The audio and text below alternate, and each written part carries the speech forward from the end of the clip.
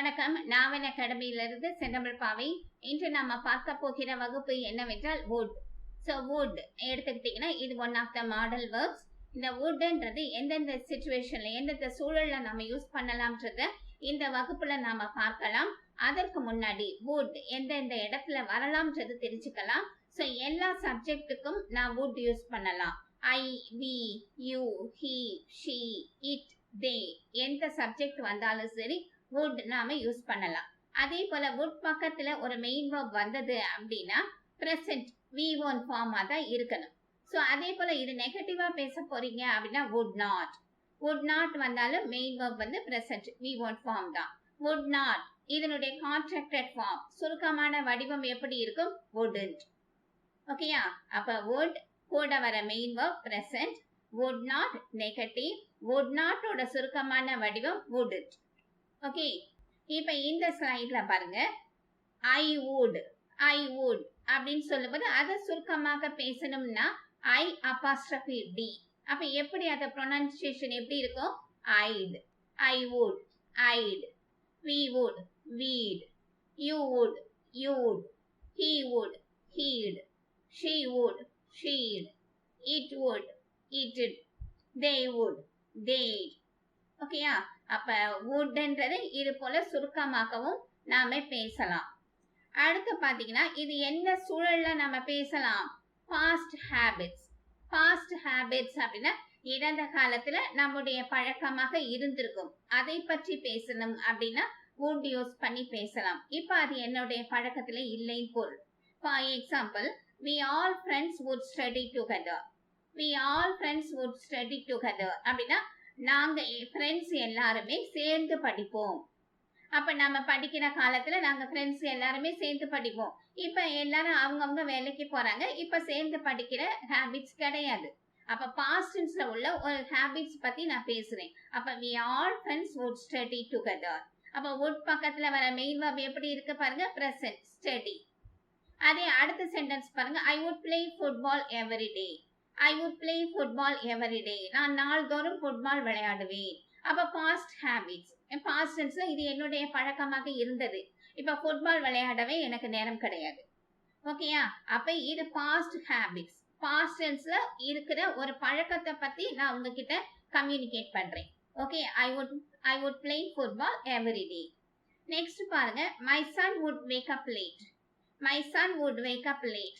என்னுடைய மகன் நேரம் கழித்து எழுந்திருப்பான், லேட்டாக எழுந்திருப்பான். அப்ப அது பாஸ்ட் ஹேபிட்ஸ். இப்ப கிடையாது, இப்ப ஒரு ஒர்க் போறான், அதனால சீக்கிரமா எழுந்துடுறான் பொருள். அன்பு would go to beach every Saturday. அப்ப ஒவ்வொரு சனிக்கிழமைகளிலும் அன்பு பீச்சுக்கு போவான். இப்ப கிடையாது, இப்ப அவன் வேற ஊருக்கு போயிட்டான், அந்த ஊர்ல பீச்சே கிடையாது. இப்ப அது அவனுடைய பழக்கம் கிடையாது.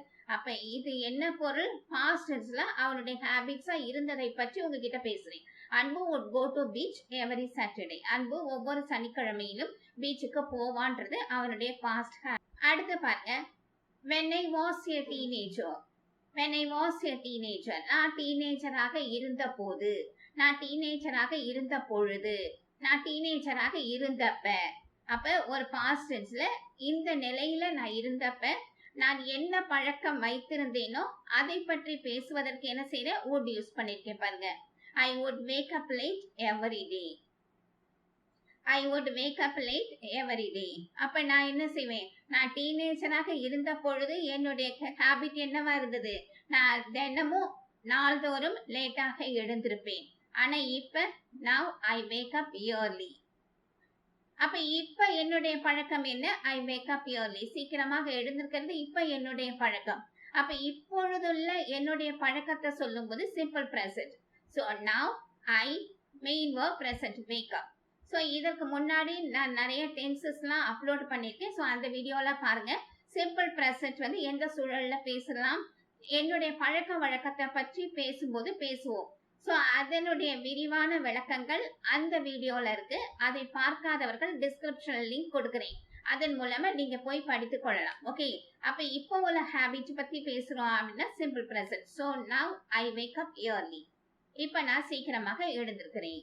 அடுத்து பாருங்க, when Kuzhali was at university when Kuzhali was at university, குழலி யூனிவர்சிட்டியில இருந்த பொழுது, இருந்தப்ப, past tenseல.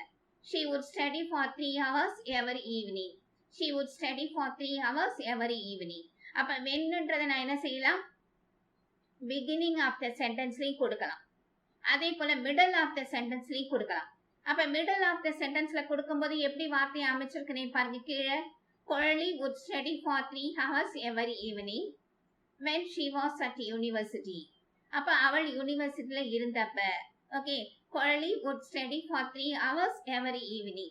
அப்ப ஒவ்வொரு மாலை நேரங்களிலும் குழலி 3 மணி நேரம் படிப்பாள். எப்பொழுது? when she was at university. அவள் யூனிவர்சிட்டியில இருந்த போது. அப்ப wasன்றது இந்த இடத்துல past tense குறிய auxiliary verb. சோ ஏன்னா past habits பத்தி தானே பேசுறோம், அதனால whenோட சேர்ந்து வரும்போது was past tense குறிய auxiliary verb நாம யூஸ் பண்ணிருக்கோம். ஓகே, சோ உங்களுக்கு டென்சஸ் குழப்பமாக இருக்கு அப்படின்னா இதுக்கு முன்ன டென்சஸ் சொல்லி பிளேலிஸ்ட் இருக்கு. சோ அதுலயும் போய் ஒவ்வொரு டென்ஸ்ல என்னென்ன ஆக்சிலரி வேர்ப்ன்றது தெளிவா சொல்லியிருப்பேன். சோ அதையும் நீங்க போய் பார்த்து கொள்ளலாம். ஓகே, அதே போல பாருங்க, இப்ப இந்த இடத்துல பாருங்க past habits தான். சோ இதுலயும் when தான் யூஸ் பண்ணிருக்கேன்.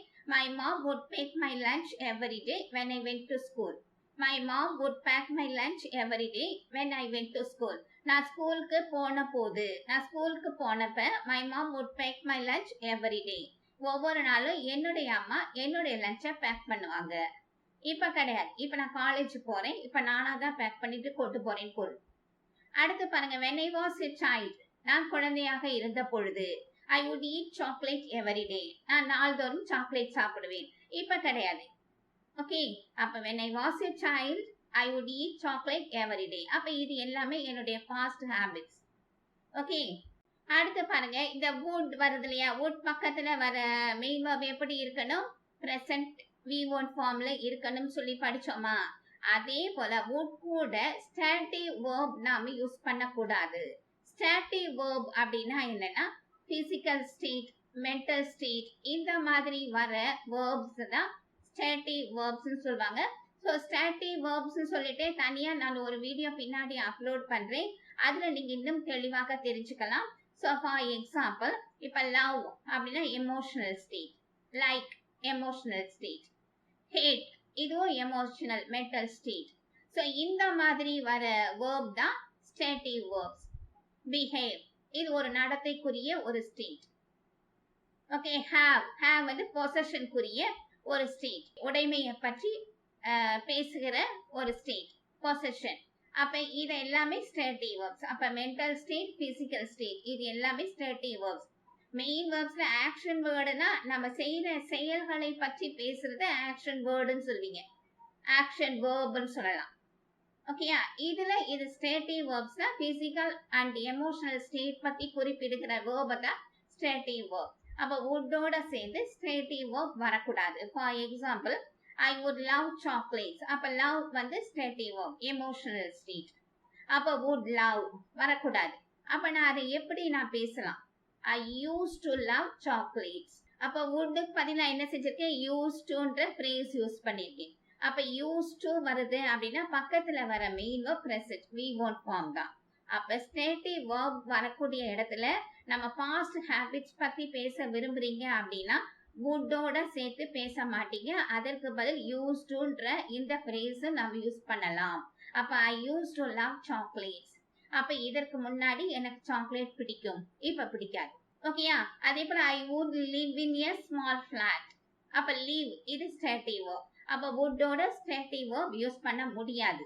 அதனால நான் என்ன செய்றேன்? I used to live in a small flat. So இந்த மாதிரி யூஸ் பண்ணி used to யூஸ் பண்ணி நம்ம பேசலாம். அப்ப இதற்கு முன்னாடி நான் ஒரு சிறிய பிளாட்ல வசித்தேன். I used to live in a small flat. அடுத்து பாருங்க, I would have. haveன்றது பொசிஷனுக்குரிய stative verb. So I would have long hair. இதற்கு முன்னாடி எனக்கு நீளமான முடி இருந்தது. அப்ப would-ஓட have வரக்கூடாது. ஓகேயா, பொசிஷனுக்குரிய have யூஸ் பண்ண முடியாது. அப்ப நான் என்ன செய்யறேன்? I used to have long hair. I used to have long hair. அப்ப would பதில் என்ன செய்யறேன்?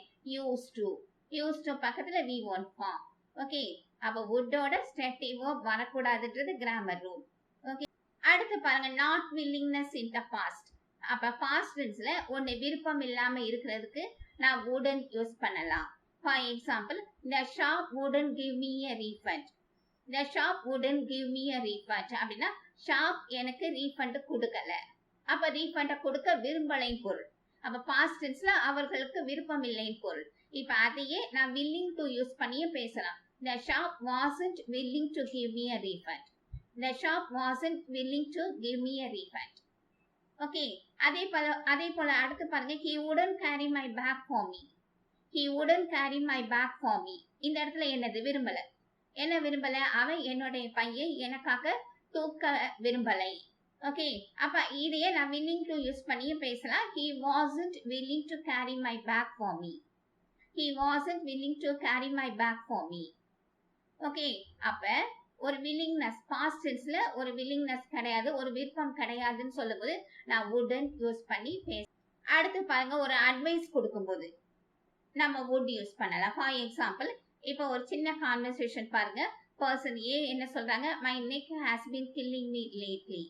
my neck has been killing me lately. சமீப காலத்துல என்னுடைய கழுத்து எனக்கு வலித்து கொண்டு இருக்கிறது, வலிச்சுக்கிட்டே இருக்கு, பெயினா இருந்துகிட்டே இருக்கு அப்படின்னு சொல்லும்போது my neck has been killing me lately.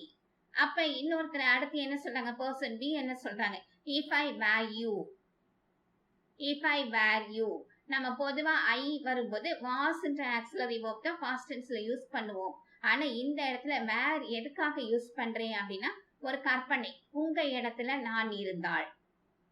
ஓகேயா, உங்களுடைய இடத்துல நான் இருந்தால் சொல்லும்போது அது கற்பனை. ஏன்னா நீங்க நானாக முடியாது, நான் நீங்களாக முடியாது. அப்ப கற்பனையாக நாம பேசும்போது என்ன பேசுறோம், வேர். if I were you. நான் உங்க இடத்துல இருந்தா என்ன செஞ்சிருப்பேன், I would see a doctor. I would see a doctor. நான் டாக்டரை பார்த்திருப்பேன் அப்படின்னு சொல்லும்போது நான் என்ன செய்யறேன், ஒரு அட்வைஸ் கொடுக்கும் போது அப்ப நம்ம என்ன செய்யறோம், would அப்படின்றத யூஸ் பண்றீங்க. அதே போல இமேஜினேஷன், நான் இமேஜினேஷனா நான் இப்படி இருந்தால் அப்படின்னு பேசுறோம் இல்லையா. இப்ப நான் ஒரு பிரைம் மினிஸ்டராக இருந்தால் அப்படின்னா if I were a prime minister.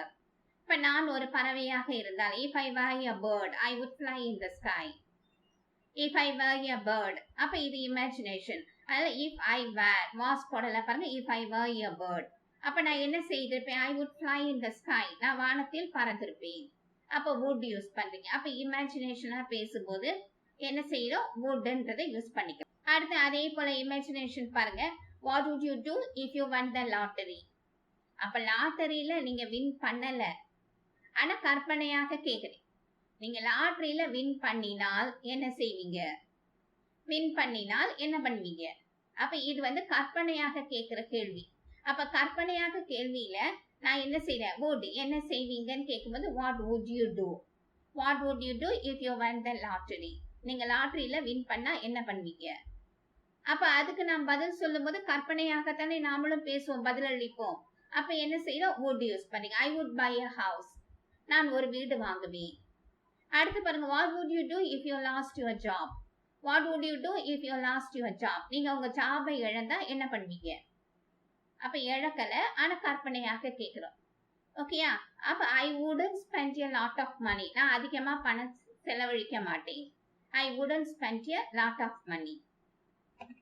இப்ப இந்த ஸ்லைட்ல பாருங்க, இதே would வந்து பொலைட் எக்ஸ்கியூஸ்க்கு நாம யூஸ் பண்ணலாம். இப்ப பர்சன் ஏ என்ன சொல்றாங்க, are you coming to my party tomorrow.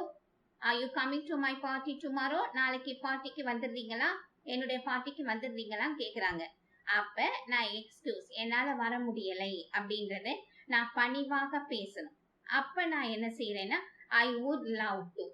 I would love to. so would love toன்றது one of the phrase.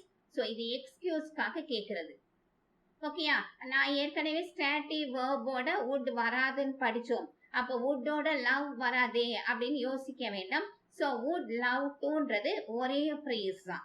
இந்த phrase நாம எதற்காக பயன்படுத்த போறீங்க, ஒரு பொலைட்டா எக்ஸ்கியூஸ் கேட்கறதுக்காக தான். அப்ப என்கிட்ட பர்சன் ஏ என்ன கேக்குறாங்க, are you coming to party tomorrow. நீங்க நாளைக்கு என்னுடைய பார்ட்டிக்கு வர்றீங்களான்னு கேக்குறாங்க. அப்ப என்னால அங்க போக முடியாது, வர முடியாதுன்னு சொல்லணும். அப்ப எக்ஸ்கியூஸ் கேட்கணும். அப்ப நான் எந்த phrase யூஸ் பண்ணலாம், I would love to. I would love to, but tomorrow I am going to Chennai. பொலைட்டா மறுக்கிறேன், என்னால வர முடியாதுன்னு பொலைட்டா மறுக்கும் போது நாம என்ன செய்யலாம்? would love to. ஸோ இந்த இடத்துல லவ்ன்றது ஸ்டாட்டிக் வேர்ப்னு நினைச்சிட்டு வுட்டோட சேர்ந்து வராதேன்னு யோசிக்காதீங்க. ஓகே, would love toன்றது பொலைட் எக்ஸ்கியூஸ்க்குரிய ஒரு எக்ஸ்பிரஷன், அவ்வளவுதான். ஓகே, அதே போல would love to அப்படின்னு நான் யூஸ் பண்ணணும்னு அவசியம் இல்லை. I wouldன்னு சொல்லலாம். love to விட்டுடலாம். I would but tomorrow I am going to Chennai. I would but tomorrow I am going to Chennai. Okay, அதே போல woodல பாத்தீங்கன்னா இன்னும் நிறைய இருக்கு. would like toன்னு இருக்கு. வாண்ட்டுக்கு பதில் would like யூஸ் பண்றது இருக்கு. would you mind யூஸ் பண்ணி நம்ம பணிவா ரிக்வெஸ்ட் பண்றது இருக்கு. would you mind யூஸ் பண்ணி நம்ம பணிவா பெர்மிஷன் கேட்கறது இருக்கு. ஸோ இதனுடைய வகுப்பு இன்னும் நீண்டு கொண்டு இருக்கு. ஸோ இதை நான் அதுக்கு அடுத்து உள்ள வர வீடியோல நான் உங்களுக்கு அப்லோட் பண்றேன். ஸோ இதை நீங்க கண்டினியூ பண்ணி படிக்க விரும்புறீங்கன்னா இந்த சேனலை நீங்க சப்ஸ்கிரைப் பண்ணிட்டீங்க அப்படின்னா நான் அடுத்து போடுற வீடியோ உங்களுடைய பார்வைக்கே வந்துவிடும். இந்த வகுப்பு உங்களுக்கு நன்றாகவே புரியும் என்று நம்புகிறேன். இது நன்றாக புரிந்தது என்றால் லைக் பட்டனை கிளிக் பண்ணுங்க. அதே போல ஆங்கிலம் கற்க விரும்பும் உங்களுடைய தோழர் தோழியர்களுக்கு ஷேர் பண்ணுங்க. இந்த சேனலுக்கு நீங்க புதிய வரவு என்றால் சப்ஸ்கிரைப், கூடவே பெல் ஐக்கான் ஆளையும் சேர்த்து கிளிக் பண்ணிட்டீங்க அப்படின்னா நான் போடுற அடுத்தடுத்த வீடியோ உங்களுடைய பார்வைக்கே வந்துவிடும். நன்றி, விடைபெறுகிறேன்.